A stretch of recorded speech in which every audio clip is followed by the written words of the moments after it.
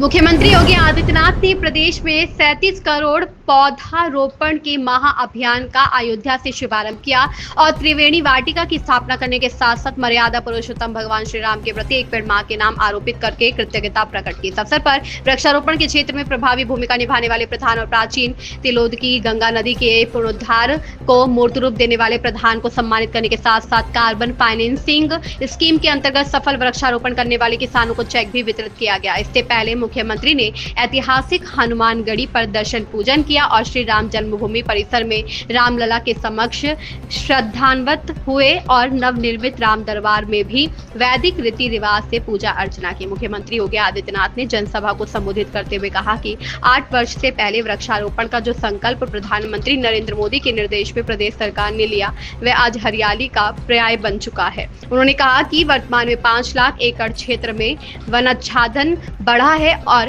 अब हम heat wave से ग्रीन वेव की ओर बढ़ रहे हैं। उन्होंने कहा कि 8 वर्ष पहले वन विभाग के पास केवल 5 करोड़ ही वृक्ष थे, जबकि इस वर्ष 52 करोड़ पौधे मौजूद है, जिसका रोपण पूरे प्रदेश भर में हो रहा है। उन्होंने जानकारी दी कि वन विभाग के साथ ही अन्य विभागों के माध्यम से 204 करोड़ वृक्षारोपण कार्यक्रम संपन्न किया जा चुका है, जिनमें से 75% वृक्ष जीवित हैं। श्री योगी ने आगाह किया कि दुनिया भर में जलवायु परिवर्तन की चेतावनी दी जा रही है और तमाम अतिवृष्टि, अनावृष्टि, बिजली गिरने के साथ ही बादल फटने जैसी घटनाएं जलवायु परिवर्तन के कारण ही हो रही है। उन्होंने कहा कि विकास के साथ साथ वैज्ञानिक माध्यम को आधार बनाकर पर्यावरण संरक्षण भी किया जा सकता है। उन्होंने कहा कि वृक्षारोपण के माध्यम से किसानों को आर्थिक रूप से समृद्धि भी मिली है। वृक्षारोपण करने वाले किसानों को कार्बन क्रेडिट फाइनेंसिंग के माध्यम से प्रति वृक्ष $6 मिल रहे हैं। मैं जानता हूं प्रातःकाल 3 बजे से ही मूसलाधार बारिश पड़ रही है, मूसलाधार बारिश पड़ रही थी। मुझे कहा जा रहा था बारिश हो रही है, थोड़ा रुक करके। अरे हमने कहा जब अयोध्या वासी आ जा रहे हैं तो मैं क्यों पीछे रहूंगा। तो मैं तो अयोध्या के साथ, हमेशा अयोध्या के विकास के लिए। अयोध्या अगर 10 कदम चलती है, अयोध्या वासी 10 कदम चलते हैं, तो हम लोग अयोध्या के विकास के लिए 100 कदम चलने को तैयार हैं। और ये अयोध्या को एक नई अयोध्या, त्रेताकालीन अयोध्या के रूप में स्थापित करने के कार्यक्रम का हिस्सा है। आपने यहां पे देखा होगा, यहां पे कितना बड़ा सोलर प्लांट लगा हुआ है, एक ग्रीन एनर्जी। यह भी देश की पहली सोलर सिटी के रूप में अयोध्या धाम को बनाने के लिए, सूर्य वंश की राजधानी को देश की पहली सोलर सिटी के रूप में विकसित करने के कार्यक्रम का हिस्सा है।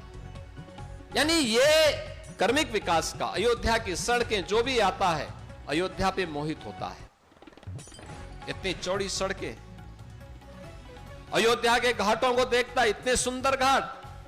राम जी की पेड़ी को देखता है, जिसने 7 साल पहले देखा होगा तो वहीं पे सरयू जी का पानी आता था, वहीं सड़ता था, वहीं बदबू करता था, और आज एक ओर से आया, दूसरी तरफ से निकल गया। ये होता है विकास। अयोध्या में इंटरनेशनल एयरपोर्ट, आप याद करिए, अगर इंटरनेशनल एयरपोर्ट नहीं होता तो बारिश में हम आ ही नहीं पाते। लेकिन इन सब के बावजूद मुझे यहां पर विपरीत परिस्थितियों के बावजूद आपके बीच में मैं आ पाया हूं। मैं आप सबसे अपील करूंगा, धरती माता के प्रति, अपनी स्वयं की मां के प्रति कृतज्ञता ज्ञापित करने का एक अवसर है। एक पेड़ मां के नाम, हम भी इस अभियान का हिस्सा बने और धरती माता को संरक्षित करने में अपना योगदान दें। बंधुओं, आप सब इस बात को जानते हैं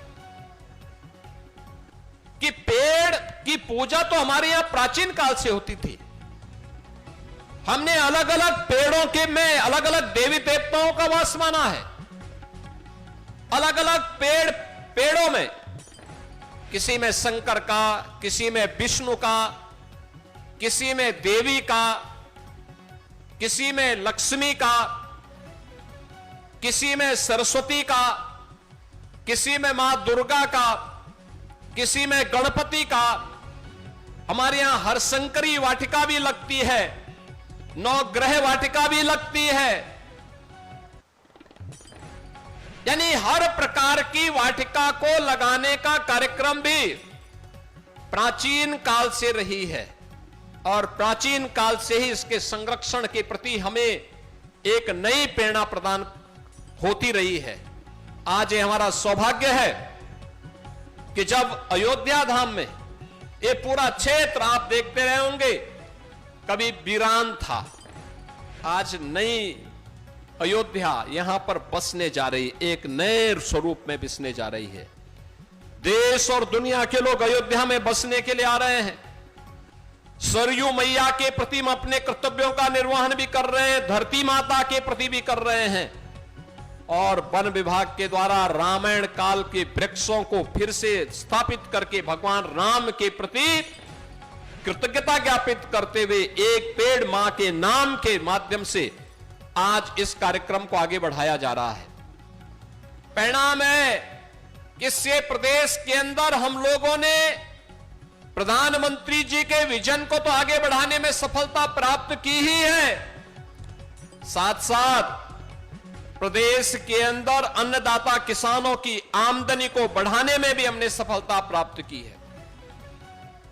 प्रदेश के जिन किसानों ने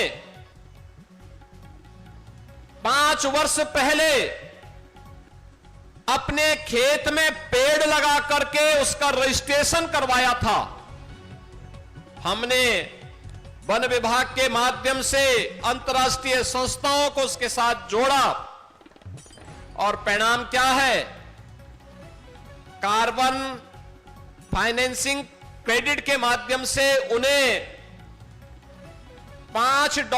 $6 प्रति पेड़ के हिसाब से धनराशि मिलनी प्रारंभ हो गई। 5 साल तक ये पैसा मिलेगा उन परिवारों को, उन किसानों को।